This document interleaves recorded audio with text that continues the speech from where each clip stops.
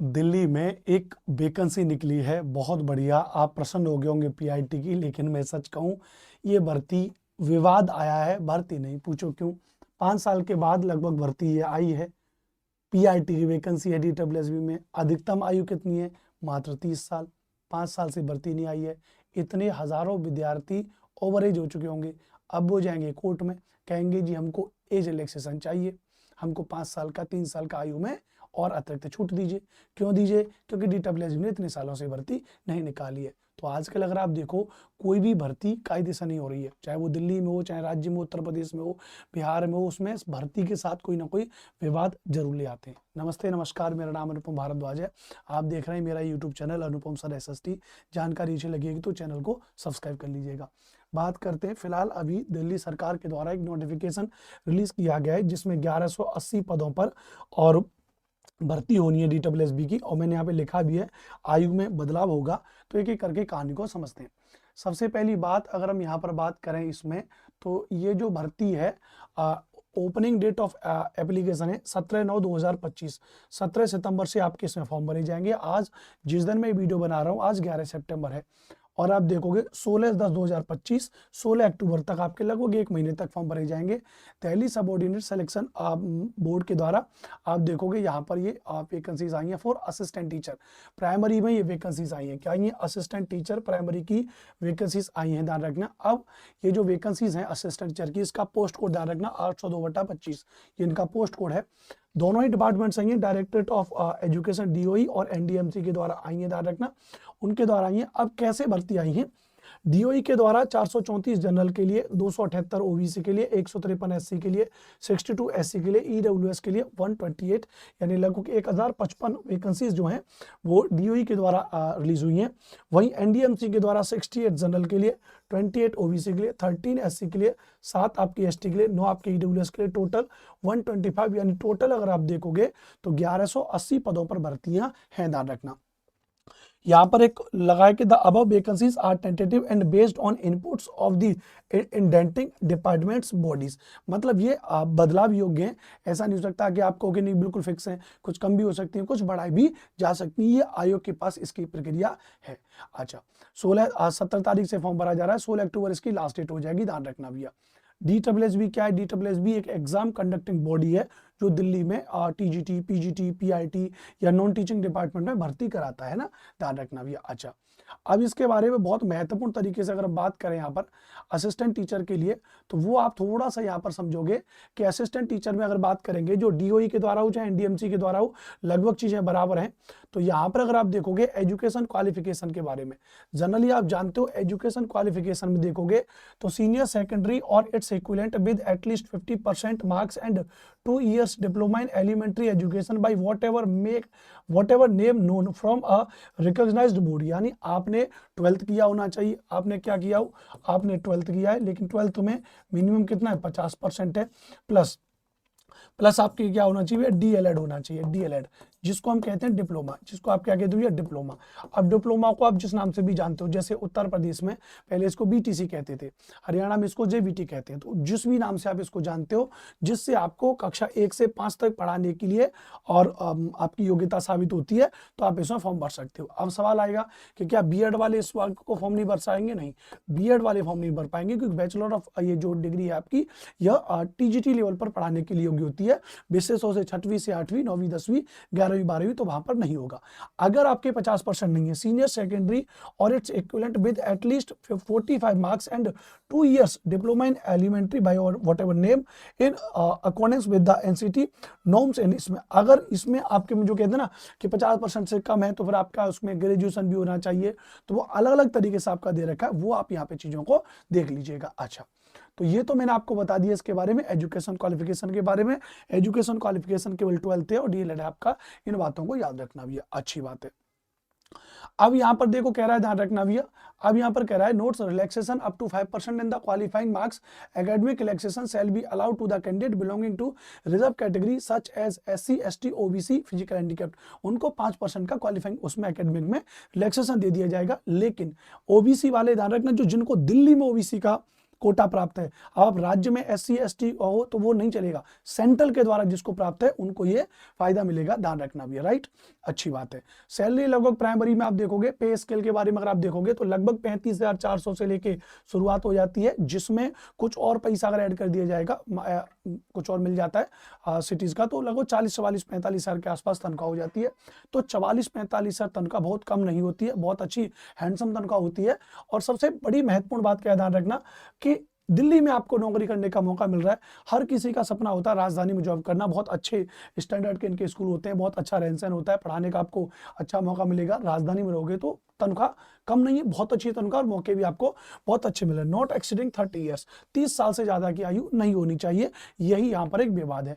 क्या विवाद है, यहीं पर अगर आप देखोगे 5 ईयर्स का, 5 ईयर्स को लेकर के भाई अब 2019 में भर्ती आई थी, जहां तक मेरी जानकारी है, फिर एक बार हाँ PRT की, फिर 2021 में भी सुने थे कुछ, बट लगभग इसमें 4-5 साल का गैप हो गया। तो 4-5 साल का गैप हो गया तो भाई जो 30 साल से अगर ओवरेज हो गया होगा तो वो क्या करेगा, तो वो लोग जाएंगे अब कोर्ट में केस करेंगे। तो मुझे लगता है पहले ही DSSB को इसके बारे में मेंशन करना चाहिए कि साहब ये सारी चीजें हैं, ध्यान रखना। NDMC में भी सेम कैटेगरी वही है, 12th पास होना चाहिए, ध्यान रखना भैया।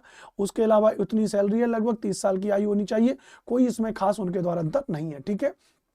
अच्छा, और यहाँ पे और इसके बारे में कुछ नहीं है, एलिजिबिलिटी क्राइटेरिया। अच्छा, the candidate must be a citizen of India, Bharat का नागरिक होना चाहिए, यानी संपूर्ण भारत से लोग इसमें अप्लाई कर सकते हैं, इस बात को ध्यान रखना। इसमें कोई भी बहुत बड़ी दिक्कत नहीं है, किसी भी राज्य से आप इसमें अप्लाई कर सकते हो। हाउ टू अप्लाई, वेबसाइट पे जाके आपको अप्लाई करना है। Application fees and mode of payment 100 rupees, 100 रुपये आपकी फीस ली जाएगी आपकी फॉर्म भरने के लिए, ध्यान रखना। और बस वो है, उसके अलावा वो ऑनलाइन आपकी फीस ली जाएगी। अब जो सबसे महत्वपूर्ण है वो है एग्जामिनेशन स्कीम क्या है। DSSB will conduct 1 tier examination for the post of assistant teacher primary.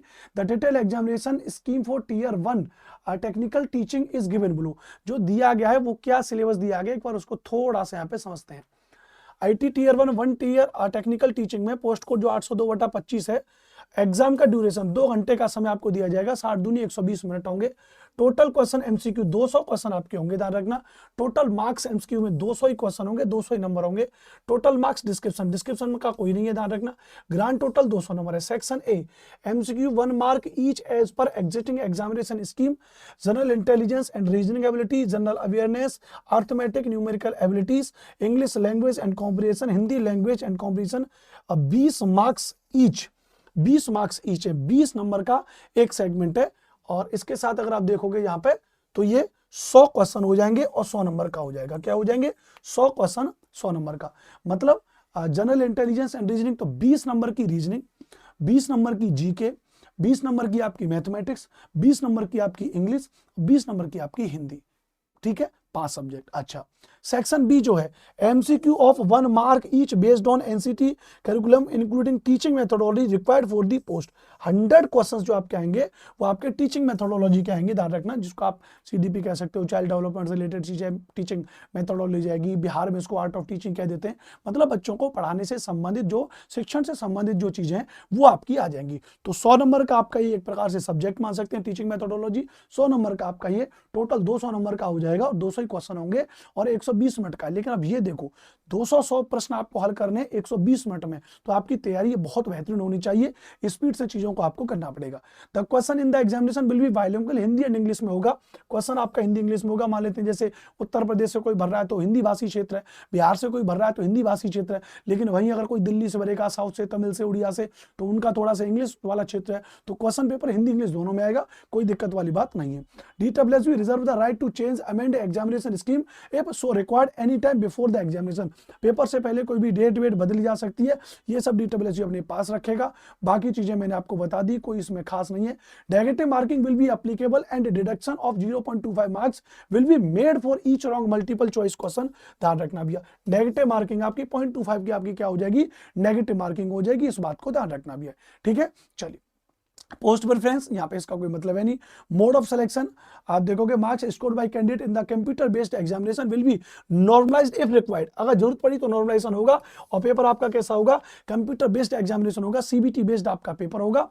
और यहाँ पर कह रहे हैं such normalize score shall be used to determine final merit in selection, उसके आधार पर आपकी फाइनल मेरिट होगी और फाइनल मेरिट के बाद में फिर आपका हो जाएगा। In case of question appearing the exam held to be invalid, those question shall not be evaluated and the marks scored by the candidate shall be calculated on prorated basis out of maximum marks. ठीक है, answer की आ जाएगी, ये चीज हो जाएगा। और the board in order to achieve यहाँ पर हो जाएगा 40%, 35%, 30% आपका होना चाहिए, इस बात को ध्यान रखना। उसके अलावा cut off marks for selection different categories में go higher depending upon the marks obtain by the candidate and number of vacancies in respective categories. Categorize तरीके से आपकी जो है कि कट ऑफ जारी की जाएगी। ठीक है, इफ देयर आर 2 और more candidate in the same categories having equal marks in the examination, तो उसके लिए फिर वो अलग अलग तरीके से अपनी प्रक्रिया देखेंगे, सब्जेक्ट स्पेसिफिक में क्या है उस तरीके से। राइट, चलिए उसके अलावा यहाँ पे अगर देखेंगे तो यहाँ पे और कोई खास बात इसमें है नहीं इस तरीके से। तो आप देखोगे person disability who selected on merit, तो भाई उनको अलग तरीके से मिल जाएगा, रिजर्वेशन बेनिफिट्स आपको मिल ही जाएगा। जिनको एनसीआर में ओबीसी का दर्जा प्राप्त है, कैटेगरी का दर्जा प्राप्त है, आप यहाँ पर देख सकते हो। उसके अलावा कुछ ऐसी खास चीज नहीं है। हाँ, जो categorise wise extents of age concession है वो यहाँ पे ऑलरेडी दिया गया। SC ST के लिए 5 साल का दिया गया, 35 साल, ओबीसी के लिए 3 साल का, और उनके लिए फिर 10 साल का, 15 साल का, 13 साल का ये एज रिलैक्सेशन भी यहाँ पर आपको दिया गया। 30 साल जनरल वाले का था, मैंने आपको यहाँ पर बता दिया। ठीक है, ओके। कुछ और जानकारी देखो, मैं पूरी बात बताता हूँ, मैं कभी मिर्च मसाला लगा करके वीडियोस नहीं बनाता। बड़ी वीडियोस बनती है लेकिन आपको पूरी जानकारी मिलती है, पूरा नोटिफिकेशन मैं खुद आपके सामने पढ़ता हूँ और पूरा नोटिफिकेशन ही मैं आपको पढ़ के बताता हूँ। तो ऐसा नहीं है कि मतलब कोई भी टाइम पास में नहीं करता हूँ, है ना। तो यहाँ पे जनरल इंस्ट्रक्शन फॉर कैंडिडेट दे रखे हैं, कोई दिक्कत नहीं है यहाँ पे, ये सब हो जाएगा, ये सब हो जाएगा। यहाँ पे कुछ इनका सिलेबस वगैरह दे रखा है, अलग से इस पे वीडियोस में बना दूंगा। ठीक है, कोई नहीं, इनके यहाँ पे दे रखे। चलिए जी, पूरी जानकारी यहाँ पर मैंने आपको इसके बारे में बता दी, A to Z जानकारी। पूरी वीडियोस को प्रॉपर तरीके से देखिएगा। जानकारी अच्छी लगी हुई चैनल को सब्सक्राइब कर दीजिएगा, वीडियो को अपने दोस्तों को शेयर कर दीजिएगा। एक चीज की मैं गारंटी दे रहा हूँ, इसमें जो 20 नंबर की आपकी जीके है, 20 मार्क्स की आपकी जो जीके है, ध्यान रखना 20 मार्क्स की जो आपकी जीके है, इसकी संपूर्ण तैयारी फ्री में मैं आपको अपने इस चैनल पर कराऊंगा। फ्री में आपको पूरा चैनल कराऊंगा, सारे प्रीवियस ईयर के क्वेश्चन संपूर्ण इसकी थ्योरी में आपको कराऊंगा, प्लस आपकी 100 नंबर की जो टीचिंग मेथोडोलॉजी है, 100 नंबर की आपकी जो टीचिंग मेथोडोलॉजी है उसकी क्लासेस भी आपको इस चैनल पे शुरू हो जाएंगी। चलिए, चैनल को सब्सक्राइब कर लीजिएगा। बहुत बहुत धन्यवाद। जय हिंद, वंदे मातरम।